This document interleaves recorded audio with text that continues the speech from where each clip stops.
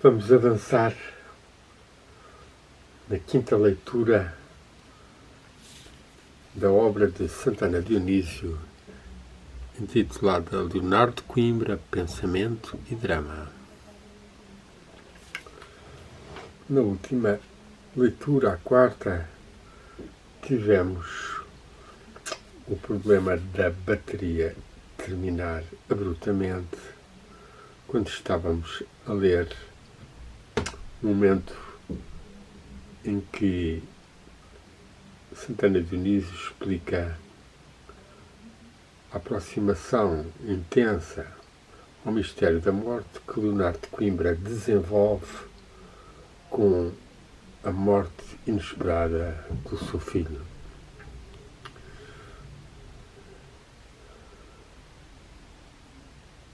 E releio então esta parte que comecei a ler e que subitamente terminou. É a fase em que o filósofo se consagra às experiências e verificação dos fenómenos metapsíquicos. Procura instruir-se nas técnicas do hipnotismo, da telepatia intencional e dirigida, do espiritismo. Ensaia e experimenta, sem falsos preconceitos ou respeitos humanos. Tenta descobrir entre os próprios alunos os temperamentos que poderão servir-lhe de colaboradores mediúnicos nas suas tentativas frementes de comunicação com o além. Aqui há uma nota de rodapé na qual Santana Dionísio explica: um desses alunos colaborantes seria um dos futuros professores da Faculdade de Letras do Porto. Seria o professor Ângelo Ribeiro, autor de um livro discreto e significativo intitulado Verbo Antigo e tradutor devotado de alguns diálogos de Platão, entre parênteses, a Apologia de Sócrates, escrito de Banquete. Fecha parênteses. Morreu obscura e prematuramente pouco depois da extinção iníqua e bárbara da malsinada Faculdade de Letras do Porto, catalisada pelo espírito audaz do filósofo tribuno Leonardo de Coimbra, na sua rápida passagem pelo Ministério da Instrução Pública em 1919.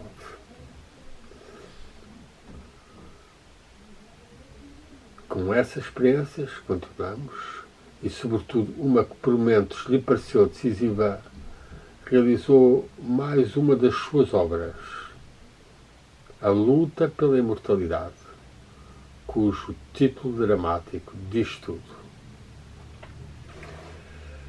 Este livro, escrito por Leonardo, é uma tentativa de sondar os mistérios da morte com alguns conhecimentos espirituais.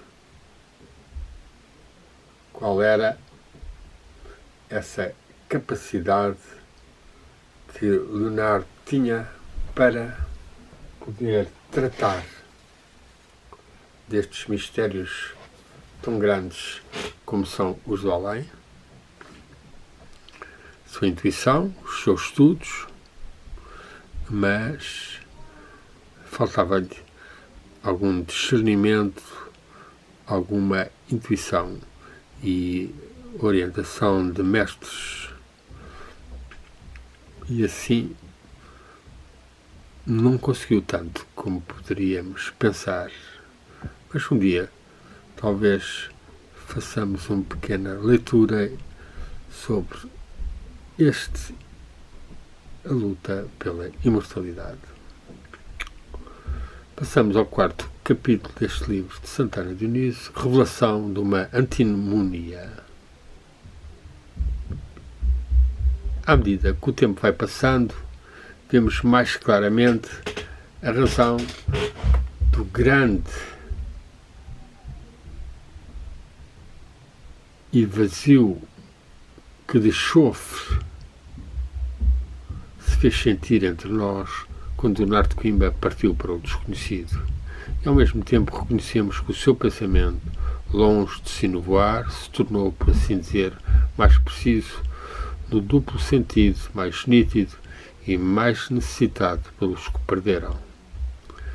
Por isso julgo, mais uma vez, que não poderei dar mais ajustada substância para uma possível reflexão que neste velho Porto que ele tanto prestigiou ou amou, de tentar dar uma singela e renovada tentativa de definição das intuições fundamentais dos seus espíritos, traduzidas em múltiplos discursos e, sobretudo, expressas nas obras publicadas à pressa nos últimos anos da sua existência fulgurante e sincopada.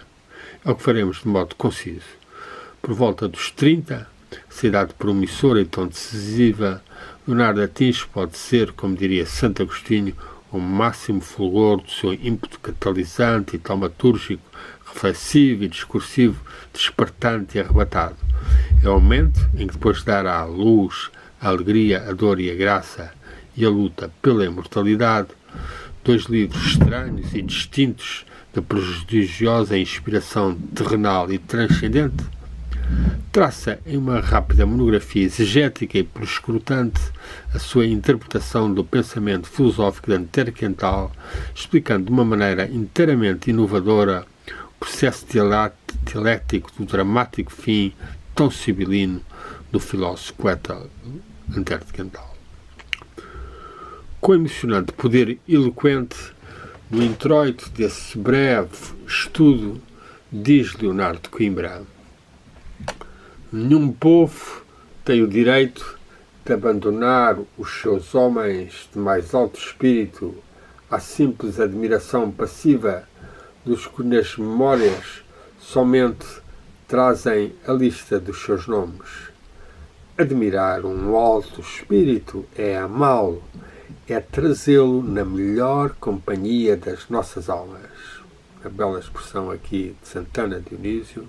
Admirar um alto espírito é amá-lo, é trazê-lo na melhor companhia das nossas almas. Esta expressão, na melhor companhia das nossas almas, corresponde da tradição indiana a satsanga.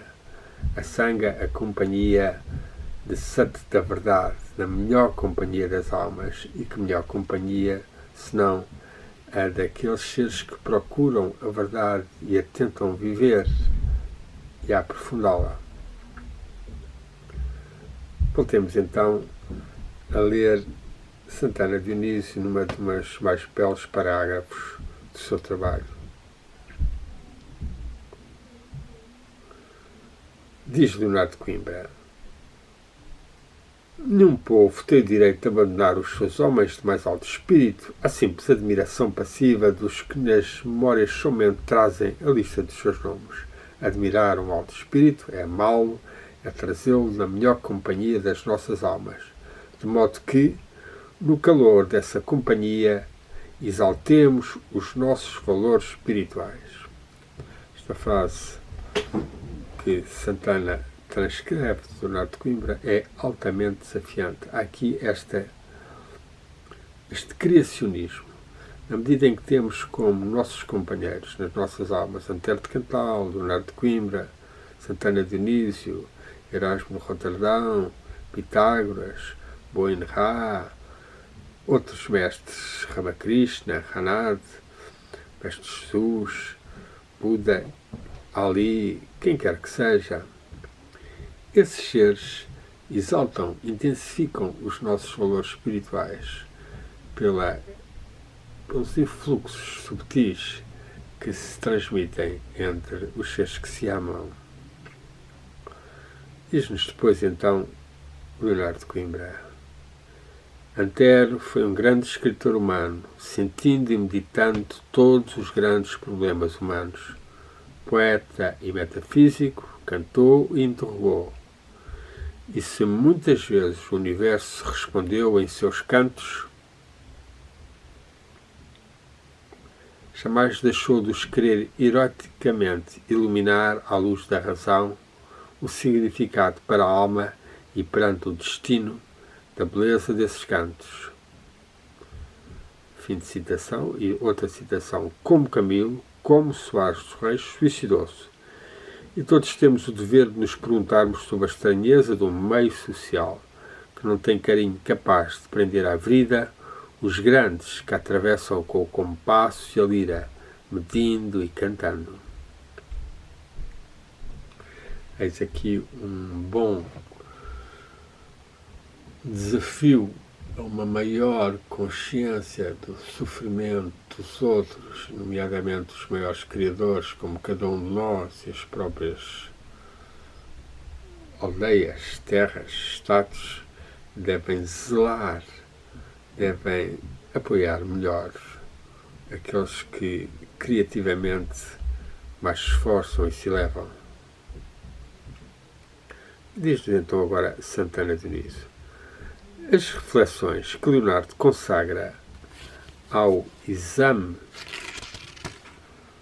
das ideias-forças e antinómicos vectores do pensamento antero constituem, na verdade, uma das mais forçadas e originais tentativas de explicação de um drama que ainda hoje é e será certamente para sempre objeto de muitas incertezas. Tão discreto foi o poeta Antero de Quental nos momentos decisivos que precederam a sua sibilina e muda despedida do mundo, em 1891, em setembro, sob aquele misterioso dístico e aquela fortuita, entre parênteses, ou deliberada, âncora, desenhada na brancura de um muro, junto ao qual e sob a qual terminou de modo terrível.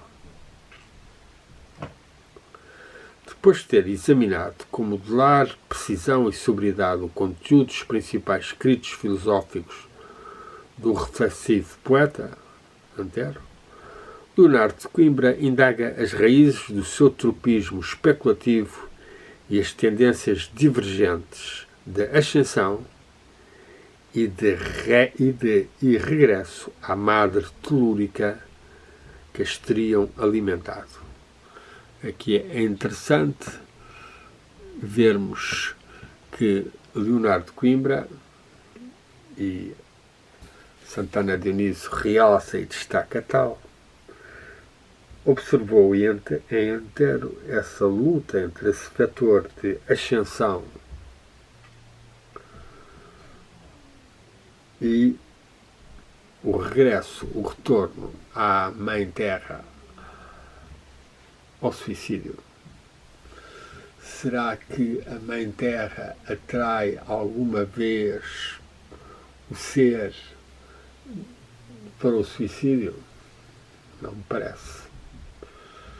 Tanto mais que o próprio Antero, nos seus poemas que fala da morte simbólica, mas que também antecipa a sua própria morte voluntária, é na mão de Deus que descansa. E, portanto, a sua alma não foi, quanto a mim, chamada pelo telurismo ou pelo retorno à mãe terrena, mas, de facto, só quando estivermos próximos da morte é que podemos perceber e sentir melhor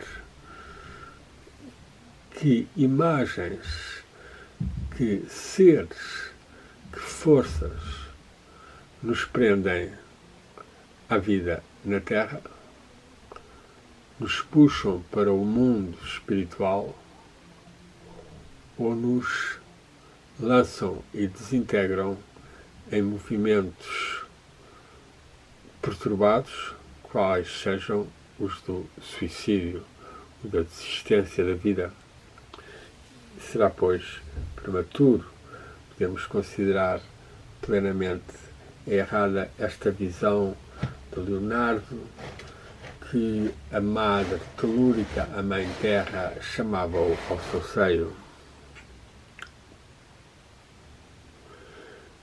Continuamos com Santana. Verifica-se que em dados instante, entre parênteses, seguramente mercê do conhecimento profundo que possuía da mais remota e grave antinomia das origens do pensamento helénico, dois pontos, a visão evanescente e fugitiva do mundo de Heráclito e a visão antipolar, por assim dizer, indostânica e estática de Parménides, que na filosofia e no filósofo teria existido uma dualidade que nunca satisfatoriamente se teria resolvido.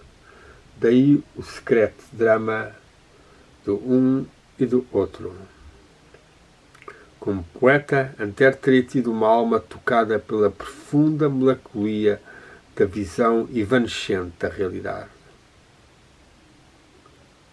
Isto é, obsediado pelo sentimento ou pressentimento que a existência é uma espécie de fluir sem sentido, irreversível, ilusório, ininteligível e indefinido. Bem conhecia da poesia Os Cativos, traduz de modo exemplar essa visão heraclitiana, para não dizer essa antítese, esse encantamento e atração maldita quase nihilista, essa antítese quase nihilista, fecha parênteses, que terá pesado no pensamento de Antero, não só na juventude, mas na idade já amadurecida, como tantos sonetos do chamado derradeiro ciclo o comprovam. Isto é um dos lados de Antero, o lado heracliano de que tudo é mutação, transitório, evanescente, e que isso provocava na sua alma poética uma grande melancolia, se não mesmo um certo nihilismo que o poderia amaldiçoar quase. Retomemos Santana Dionísio. A essa visão do poeta opunha-se no espírito meditado do autor do solene solilóquio quase terminal, intitulado, que é o livro As Tendências Gerais da Filosofia na segunda metade do século XIX, a intuição que só pela razão e de modo nenhum pelos sentidos poderia saber em que consiste a essência da existência. O próprio poeta, filósofo, algures, diria com precisão que é a realidade. A sensibilidade responde, é o que transita, a razão contesta e afirma, é o que permanece. Aqui nós podemos fazer um breve comentário, considerando que nem a razão, nem os sentidos conseguem de forma alguma compreender o que é a realidade. A realidade tem que ser realizada, tem que ser compreendida, sentida e vista pelos sentidos espirituais, pelo ser espiritual que está em nós, e não pelo ser físico, nem pelo ser apenas mental. Há uma necessidade de um trabalho espiritual, de uma forma de oração, meditação, contemplação, pela qual os nossos sentidos espirituais se abrem e temos as percepções e intuições dos mundos subtis, espirituais e divinos, que Antero por vezes intuiu, mas que teve pouca experiência real, levando-o assim a sentir-se perdido ou desiludido e a suicidar-se. Voltemos à leitura do texto de Santana sobre Leonardo e Antero.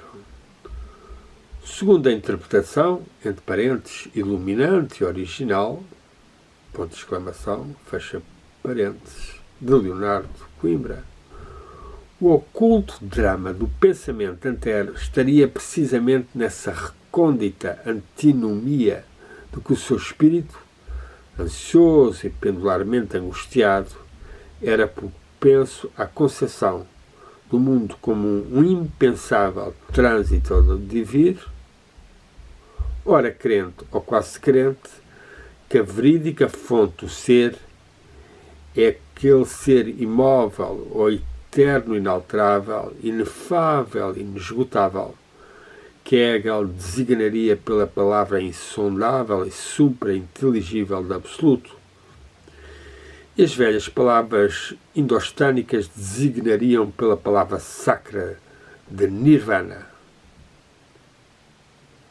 e que, ora crente, ora descrente, nunca se teria decisivamente libertado. Escreveu aqui na página: faltava o coração e procurar mais plenamente no amor.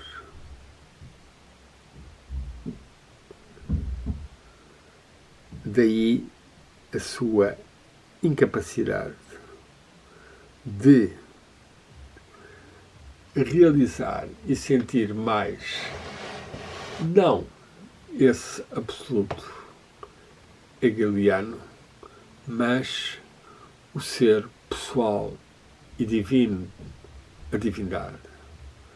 Faltou essa relação de coração com Deus e faltou a percepção de que existe dentro de cada ser um espírito que é a sua essência e que essa é permanente.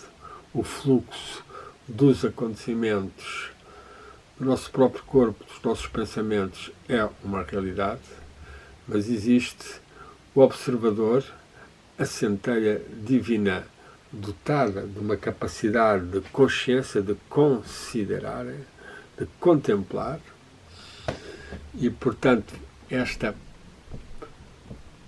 autoconsciência tem que ser desenvolvida por uma prática de meditação, pela qual a nossa consciência deixe de estar tão limitada, seja aos sentidos e à fragilidade e transitoriedade de tudo o que vive, seja identificada aos pensamentos, às ideias, ao intelecto, ao racionalismo, de forma que o ser pleno e integral, o ser espiritual, se manifeste como presença de luz em nós, com estados de amor, de paz e de consciência expandidos, que são sinais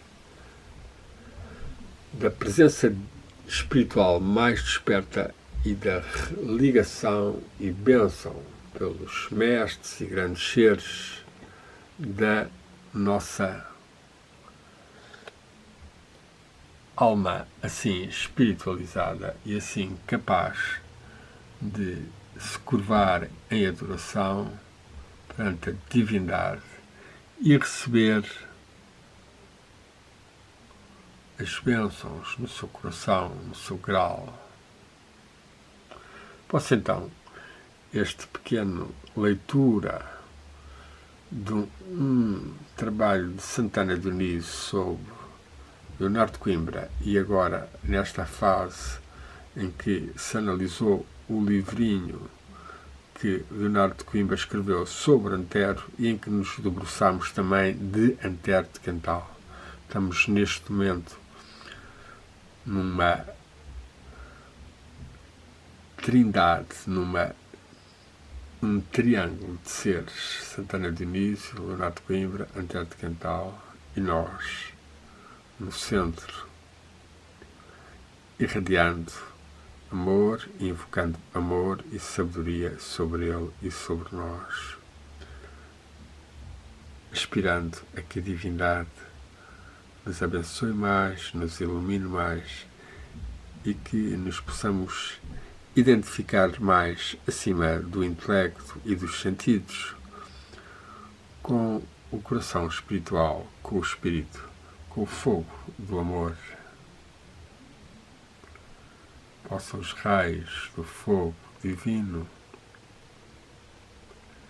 iluminarem-nos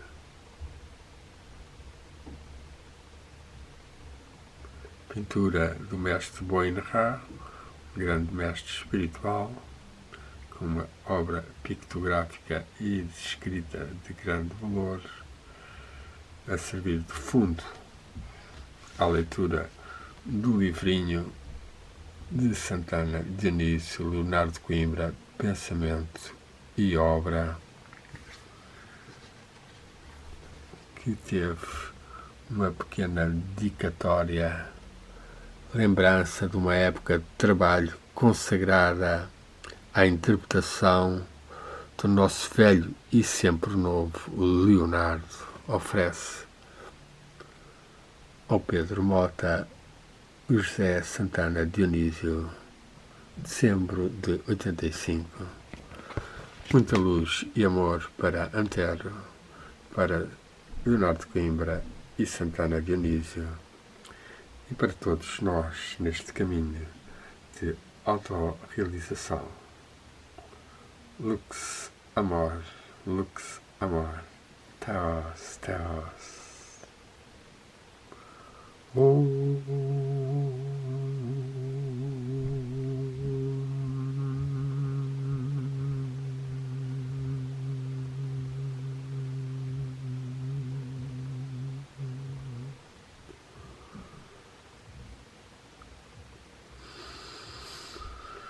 Lux, luz, luz, om, jyotir, jyotir, nur, nur, nur.